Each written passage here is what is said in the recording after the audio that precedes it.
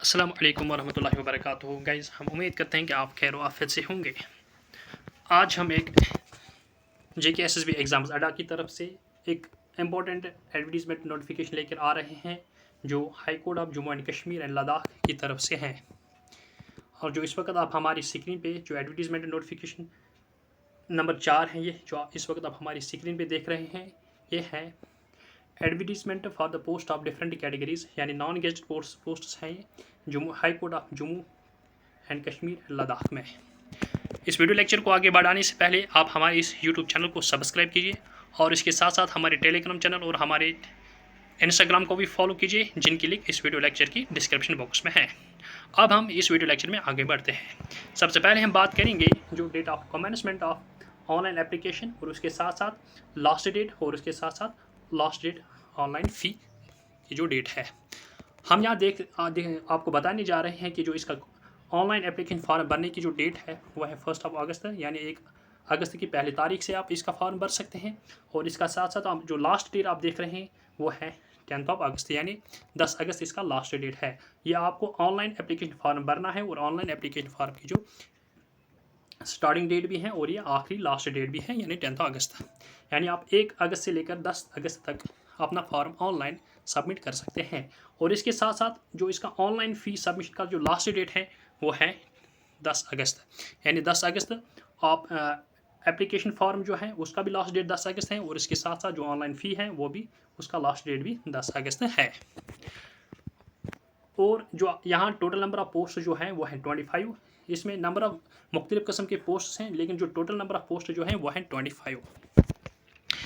इसके लिए जो ज़रूरी कुछ इंपॉर्टेंट पॉइंट्स हैं एप्लीकेंट के लिए वो हम आपको यहाँ बताने जा रहे हैं कि इसमें जो सबसे पहले इंपॉर्टेंट पॉइंट जो है कि he should be domicile of Jammu and Kashmir, यानी कि जो एप्लीकेंट हो वो domicile of Jammu and Kashmir होना चाहिए। जो जम्मू एंड कश्मीर का डोमिसाइल हो वही इस पोस्ट के लिए अप्लाई कर सकता है। यानी कि जो इस ऑर्डर जो है 166 डेटेड 18 जून 2020, इस आर्डर के मुताबिक वो डोमिसाइल होना चाहिए unity of Jammu and Kashmir के, इशूड बाय गैट। और इसके साथ साथ रेजिडेंट ऑफ यूटी होना चाहिए वो not less than for a period of 15 years before date of applying, यानी कि वो लद्दाख का रेजिडेंट होना चाहिए, एट लीस्ट 15 ईयर्स होना चाहिए, यानी कि 15 साल से कम वो रेजिडेंट ऑफ लद्दाख नहीं होना चाहिए। बिफोर एज यानी कि before the date of applying which are actually residing area. मैं आपको इसको थोड़ा सा ईजी वर्ड्स में समझाऊंगा कि जम्मू कश्मीर का डोमिसाइल होने के साथ साथ अगर कोई लद्दाख का डोमिसाइल है, यानी लद्दाख का रेजिडेंट है, फिर वो लद्दाख का रेजिडेंट पिछले 15 साल से होना चाहिए। यानी कि जिस डेट पे आप इस एप्लीकेशन फॉर्म के लिए अपना अप्लाई कर रहे हैं, तो उस डेट से उस डेट तक आप लद्दाख का रेजिडेंट 15 साल होनी चाहिए, यानी कि आप 15 साल तक आप लद्दाख के रेजिडेंट होनी चाहिए उस डेट तक जिस डेट आप इस एप्लीकेशन फॉर्म को सबमिट कर रहे हैं। यानी कि जम्मू कश्मीर के लिए आपको किसी डेट की कट ऑफ डेट की ज़रूरत नहीं है, लेकिन लद्दाख के लिए आपको 15 साल का बाशिंदा होना लाजमी है। इसके बाद जो इम्पोर्टेंट है वो है एज क्राइटेरिया, यानी कि 1 जनवरी 2024 तक जो आपकी कट ऑफ एज है वो रहेगी। इसके मुताबिक आप 18 ईयर से कम नहीं होना चाहिए, और जो यह है मिनिमम एज। और जो आप मैक्सिमम एज देख रहे हैं वो है डिफरेंट कैटेगरीज़ के लिए, जिसमें ओपन मेरिट के लिए आपकी मैक्सिमम एज जो है वो 40 ईयर्स हैं। SC ST1 ST2 RBA OPC EWS ALC IB candidates के लिए 43 मैक्सिमम एज लिमिट है। फिजिकली चैलेंज्ड कैंडिडेट्स के लिए 42 मैक्सिमम एज लिमिट है। एक सर्विस मैन के लिए 48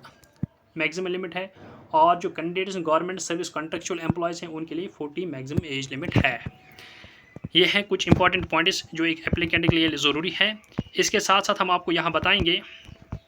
जो लास्ट डेट ऑफ सबमिशन जो है वो हमने जो ऊपर भी कहा है कि जो 10 अगस्त है, लेकिन जो last date for submission online application form as prescribed above shall be cut off date, यानी कि जो last date of application form जो है 10 अगस्त, यही बात आपको कट ऑफ डेट रहेगा हर एक रिक्वायरमेंट के लिए, एक्सेप्ट एज, क्योंकि एज के लिए अलग आपको यहाँ कट ऑफ डेट दिया हुआ है, वो है 1 जनवरी 2024 जो मैंने आपको यहाँ बताया है। इसके साथ साथ हम आपको यहाँ बताएंगे कि जो इसका फ़ी है, जो फ़ी है वो है 200, यानी कि आपको 200 रुपीज़ जो है fee, you have to deposit fee of 200 rupees only. आपका जो एप्लीकेशन है अलॉन्ग विद प्रेस्क्राइब्ड फ़ी जो है will be received through the online mode only, यानी कि मैंने ऊपर भी आपको कहा आपको सिर्फ ऑनलाइन मोड पे फॉर्म भी सबमिट करना है, फ़ी भी सबमिट करना है। यहाँ आपको ये इंपॉर्टेंट नोट दिया हुआ है कि फ़ी and application form will be received only through online mode on the recruitment portal of the high court of Jammu and Kashmir. और जो लिंक है उसकी वो एक्टिवेटेड है 1 अगस्त से, और वो जम्मू एंड कश्मीर जो high court of Jammu and Kashmir Ladakh जो है वो उसकी ऑफिशियल वेबसाइट जो मैं आपको यहाँ अनसर्कल करके रखता हूँ, यानी थोड़ा सा मैं जूम करके आपको दिखाता हूँ इसकी ऑफिशियल लिंक जी high court of Jammu and Kashmir Ladakh. इस लिंक पे आप अपना फॉर्म सबमिट कर सकते हैं, इस लिंक पे आप अपना अप्लाई कर सकते हैं। और इसके साथ साथ जो कैंडिडेट्स एलिजिबल है एक से ज़्यादा पोस्ट के लिए, और वो एक से ज़्यादा पोस्ट के लिए अप्लाई करना चाहते हैं तो फिर उनको सेपरेटली अप्लाई करना, यानी कि वो एक ही एप्लीकेशन फॉर्म के तहत सारी पोस्ट के लिए अप्लाई नहीं कर सकता है, बल्कि जितने पोस्ट्स के लिए आप अप्लाई करना चाहते हैं तो फिर आपको उतने फार्म भरने हैं, यानी कि आपको सेपरेटली आपको अप्लाई करना है हर एक पोस्ट के लिए। इसके साथ साथ जो application form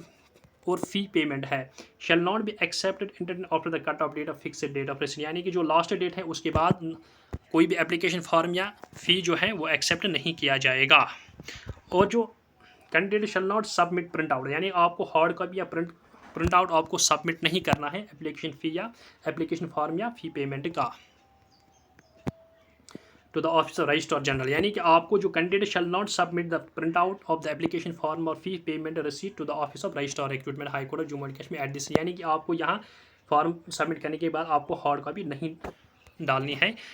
registrar recruitment high court of Jammu and Kashmir Ladakh के, लेकिन आपको जो आप फॉर्म भरोगी उसकी हार्ड कॉपी आपको अपने पास रखनी है ताकि आपको मज़ीद आने वाले वक्त में वो काम आ सकती है। और इसके साथ साथ जो इम्पोर्टेंट पॉइंट है आपको बताएंगे वो हम आपको अब डायरेक्टली जो पोस्टर्स हैं उस पर हम आपको लेके चलते हैं। यहाँ आप एनेक्शन ये देखते हैं कि एडवर्टीजमेंट नंबर 4 2024 है, इस पर आप देख रहे हैं कि जो number of posts and grade हैं देख रहे हैं, वैकेंसीज हैं, ब्रेकअप यानी कैटेगरी वाइज ब्रेकअप है, prescribed qualification mode of recruitment आप देख रहे हैं। इसमें जो सबसे पहले हम लिफ्ट ऑपरेटर की बात करेंगे, इसके लिए जो लेवल है वो है लेवल 4, और इस नंबर ऑफ वैकेंसी जो है वो है नंबर ऑफ वैकेंसीज 2 है, और इसमें ओपन मेरिट के लिए 1, एससी के लिए 1, और उसमें जो प्रेस्क्राइब्ड क्वालिफिकेशन है वो है matriculation with ITI trend electric trade, यानी कि इसमें 2 चीज़ें इंपॉर्टेंट है, मैं थोड़ा सा जूम करके आपको दिखाऊंगा इसकी प्रेस्क्राइब्ड क्वालिफिकेशन। वो यह है कि आपको मैट्रिकुलेशन होना चाहिए यानी कि 10th पास होना चाहिए, और इसके साथ साथ ITI ट्रेंड होना चाहिए, यानी कि 2 चीज़ें ज़रूरी है, मैट्रिकुलेशन के साथ साथ ITI ट्रेंड होना चाहिए इलेक्ट्रिक ट्रेड में। और इसकी जो मोड ऑफ रिक्रूटमेंट जो है वो डायरेक्ट रिक्रूटमेंट होगी on the base of written examination, यानी इसके लिए रिटन होगा, उस रिटन की बुनियाद पर उसकी डायरेक्ट रिक्रूटमेंट होगी। इसके बाद रेस्टोरर है, लेवल 2 है इसकी रेस्टोरर की, और इसमें जो नंबर ऑफ पोस्ट जो है वो है 12, और इसमें जो कैटेगरी वाइज ब्रेकअप है उसमें ओपन मेरिट के लिए 5, जो बाकी जो कैटेगरी है SC ST1 ST2 RB OBC EWS और ELC उन तमाम के लिए फॉर ईच कैटेगरी एक पोस्ट है फॉर ईच कैटेगरी। और इसमें जो क्वालिफिकेशन है मिनिमम क्वालिफिकेशन जो है वो है एज पर मैट्रिकुलेशन, यानी कि मैट्रिकुलेशन उसमें होनी चाहिए, और जो डायरेक्ट जो मोड ऑफ रिक्रूटमेंट जो है वो है direct recruitment on the base of interview, यानी कि इसमें रिटर्न नहीं होगा बल्कि इसमें डायरेक्टली इंटरव्यू होगा रेस्टोरर पोस्ट के लिए। उसके बाद हम पंप ऑपरेटर की बात करेंगे, तो उसके लिए जो लेवल है वो है लेवल 2 है इसमें, और जो नंबर ऑफ पोस्ट जो इसमें है वो है नंबर ऑफ पोस्ट 1 है, और वो ओपन मेरिट के लिए है, यानी कि ओपन मेरिट के लिए पोस्ट है, और इसमें क्वालिफिकेशन जो है वो एज मैट्रिकुलेशन होना चाहिए with sufficient experience in trade, यानी कि मैट्रिकुलेशन प्लस थोड़ा सा इसमें सफिशिएंट एक्सपीरियंस होनी चाहिए ट्रेड में। और उसकी जो मोड ऑफ सिलेक्शन जो रहेगी वो रहेगी direct to recruitment on the base of interview, यानी इसके लिए भी इंटरव्यू रहेगा। इसके बाद हम बात करेंगे गार्डनर की। गार्डनर जो पोस्ट है उसके लिए जो लेवल है वो लेवल 1 है, और नंबर ऑफ पोस्ट जो है वो है 10। इसमें जो ओपन कैटेगरी वाइज ब्रेकअप देखते हैं उसमें कैटेगरी वाइज ब्रेकअप के ओपन मेरिट के लिए 4 पोस्ट हैं, बाकी जो SC ST1 ST2 RBA OBC और EWS जो ये कैटेगरीज हैं उनके लिए जो for each category 1 post for each category है। और इसके साथ साथ अगर हम आप इसकी क्वालिफिकेशन देखोगे तो क्वालिफिकेशन जो है मिनिमम क्वालिफिकेशन वो है मिडिल पास, यानी कि 8th पास होना चाहिए इस गार्डनर के लिए। और इसकी जो रिक्रूटमेंट होगी, प्रोसेस जो है, सिलेक्शन बोर्ड जो होगा वो होगा direct recruitment on the base of interview, यानी कि इसमें रिटर्न नहीं होगा, इसमें भी इंटरव्यू ही होगा। यानी कि इसमें आपने कई पोस्ट देखे हैं जिनमें सिर्फ इंटरव्यू होगा और कुछ हैं जिनमें आप इंटरव्यू के नहीं बल्कि रिटर्न एग्जामिनेशन देख रहे हैं। फॉर एग्जाम्पल जो लिफ्ट ऑपरेटर है इसमें रिटर्न एग्जामिनेशन है। इसके साथ साथ जो यहाँ रिस्टोरर देख रहे हैं इसमें रिटर्न नहीं बल्कि इसमें इंटरव्यू है। इसके साथ पंप ऑपरेटर में भी इंटरव्यू ही है, और जो ये गार्डनर है, गार्डनर के लिए भी इंटरव्यू है। यानी कि लिफ्ट ऑपरेटर के लिए रिटन एग्जामिनेशन, और जो बाकी जो पोस्ट्स हैं जिसमें रेस्टोरर हैं, पंप ऑपरेटर हैं और गार्डनर हैं, उनके लिए इंटरव्यू रहेगा। गाइज, हम उम्मीद करते हैं कि आपको हमारा वीडियो लेक्चर पसंद आया होगा,